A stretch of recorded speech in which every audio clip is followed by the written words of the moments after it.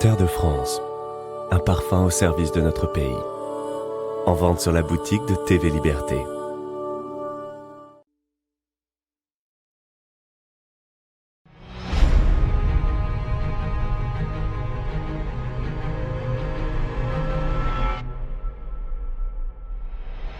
Le 18 juin 1940, alors que le maréchal Pétain fait son appel à l'arrêt des combats et avant même que le général de Gaulle ne fasse le sien depuis Londres, certains refusent déjà de rendre les armes sans combattre. À Saumur, quelques 2500 soldats français, dont beaucoup d'élèves aspirants de réserve, vont livrer sur la Loire un combat aussi désespéré qu'héroïque pour sauver l'honneur de l'armée française en déroute. Peu nombreux, sans matériel, sans munitions, sans espoir, ces cadets de Saumur tiendront pendant 3 jours, coûte que coûte, face à plus de 2 divisions allemandes forçant le respect de l'adversaire. Retour sur cet épisode méconnu mais glorieux, ô combien glorieux, de la bataille de France.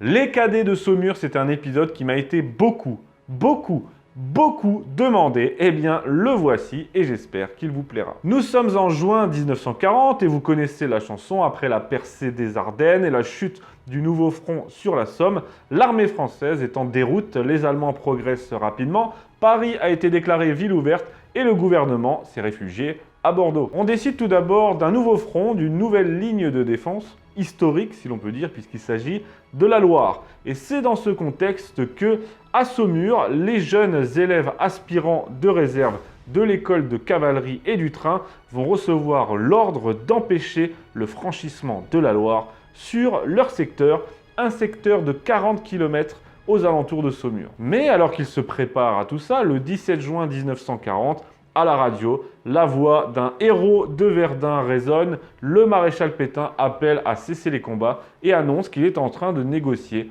un armistice. Autant vous dire que parmi les élèves de l'école, c'est les larmes aux yeux qu'on reçoit cette nouvelle. Très vite, dans les rangs, le mot circule. Pas question de se rendre sans combattre. Le colonel Michon, qui commande l'école, est du même avis. Il consulte ses collègues et rapidement, la décision est prise. Le secteur sera bien défendu, coûte que coûte.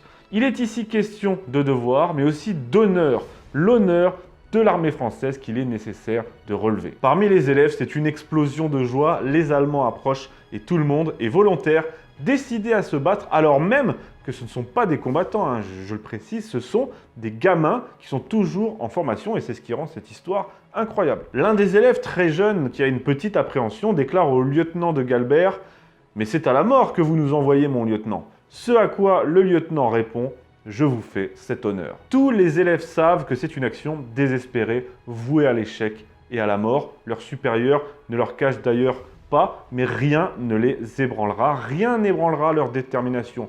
Jean Ferniaud, 23 ans à l'époque, écrira, je cite, « Sur le plan stratégique, cela n'avait aucun sens. Nous le savions, mais il fallait sauver l'honneur de l'armée française. » Les élèves aspirants de réserve, que le général allemand Felt baptisera les cadets, ne sont pas seuls. Ils sont 790 et ils vont être appuyés par quelques troupes disparates stationnées dans le coin, un groupe de reconnaissance d'infanterie, un escadron du 19e Dragon, des hommes du 13e régiment de tirailleurs sénégalais, des enfants de troupe et 350 hommes de l'école d'infanterie de Saint-Maxent. Au total, ils sont quelques 2500 prêts à en découdre, déterminés, avec seulement 24 blindés, 5 canons de 75 et 15 canons anti-chars, plus 15 mortiers. Ils sont inexpérimentés pour la plupart, sous-équipés et totalement sans espoir. Face à eux se présentent 2 belles divisions allemandes, soit plus de 40 000 hommes, appuyés par 150 blindés et 300 pièces d'artillerie, plus le soutien de la Luftwaffe.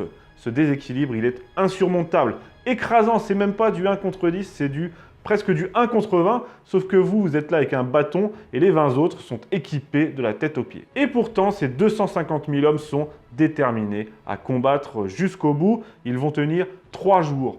3 jours et 3 nuits de résistance héroïque avec des moyens misérables face à une force armée supérieure numériquement et matériellement. Le 18 juin, on fait sauter les 4 ponts du secteur sur la Loire entre Montsoreau et Gênes et tout le monde se tient prêt. Les Allemands approchent et forcément, ils ne s'attendent pas du tout à une telle résistance. Les combats commencent dans la nuit du 18 au 19 juin et se poursuivront jusqu'au 20. Pendant tout ce temps, nuit et jour, les cadets vont tout faire pour empêcher l'ennemi de franchir le fleuve.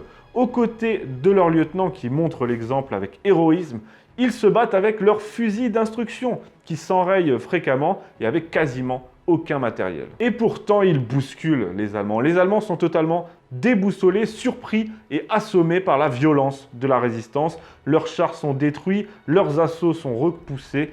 Les cadets frappent partout en même temps sur des points éloignés pour faire croire à l'ennemi qu'ils sont bien plus nombreux qu'ils ne le sont en réalité. Et ça marche un temps. Les troupes ennemies s'enlisent et malgré leur supériorité numérique, leur puissante artillerie et le soutien aérien, ils ne parviennent pas à franchir la Loire. Alors, ils sont contraints de faire venir des renforts. Et mécaniquement, ils vont devenir trop nombreux et leur artillerie renforcée va faire des ravages. Le 20 juin, la Loire est franchie, les cadets sont submergés et doivent reculer pour finalement rendre les armes, non sans avoir lutté jusqu'au bout pour chaque mètre carré de terrain. Au terme de la bataille, on dénombre 250 militaires français tués ou blessés. Côté allemand, on compte 132 tués et plusieurs centaines de blessés. Quel combat incroyable, stratégiquement insensé, mais symboliquement très fort. Les cadets de Saumur font partie des premiers avec les derniers défenseurs de la ligne Maginot et avant même l'appel du 18 juin à avoir dit non et à poursuivre le combat. Ils sont faits prisonniers et les Allemands sont éberlués de découvrir que face à eux, ils n'avaient qu'une poignée d'hommes inexpérimentés et sous-équipés, tout droit sortis de leur école de formation. Ils se sont si bien battus comme des lions qu'ils forcent l'admiration de l'ennemi. Le général allemand, le général Felt, décide le 3 juillet de les libérer en les autorisant à passer en zone libre avec leurs armes et sans aucune escorte allemande. Ils feront 95 km à pied avant de franchir le pont de Loches au pas cadencé et en chantant la Madelon à plein poumon. À l'entrée du pont, les cadets sont surpris d'apercevoir une section allemande de cavalerie venue leur rendre les honneurs militaires. C'est ainsi libre, en héros et avec l'admiration de la Wehrmacht qu'ils franchissent la ligne de démarcation. C'est une histoire de bravoure incroyable menée dans le seul et unique but de sauver l'honneur de l'armée française et on peut dire que leur mission est accomplie. À leur retour en zone libre, ils seront d'ailleurs cités pour acte de bravoure par le général Weygand et en 2016, le pont de Grenelle à Paris a été officiellement rebaptisé en leur nom afin que jamais leur souvenir ne s'estompe. Gloire et honneur aux braves cadets de Saumur. J'espère que cette histoire vous a plu et si vous la connaissiez déjà, j'espère que je l'ai bien racontée. N'oubliez pas les pouces en l'air et de partager la vidéo. En tout cas, ça m'a permis de parler à nouveau de la campagne de France qui, malgré la défaite, on le voit encore une fois, a vu éclore quelques belles actions de gloire et de bravoure qui prouvent que la France a bien combattu. Je terminerai par une citation d'Anne-Guillaume Serre, président de Saumur, Association nationale des officiers de réserve de l'armée blindée cavalerie, qui leur a rendu un hommage dans le Figaro Vox. Alors je vous cite. « Régulièrement, on honore ceux qui, en 1944, débarquèrent en Normandie et en Provence pour libérer notre pays et ses justices. N'oublions pas non plus ceux qui, 4 ans plus tôt, mirent autant de courage et d'ardeur à le défendre. À l'aube d'une douloureuse occupation, le sacrifice des cadets de Saumur avait sauvé l'honneur. » Merci de votre attention et vive la France.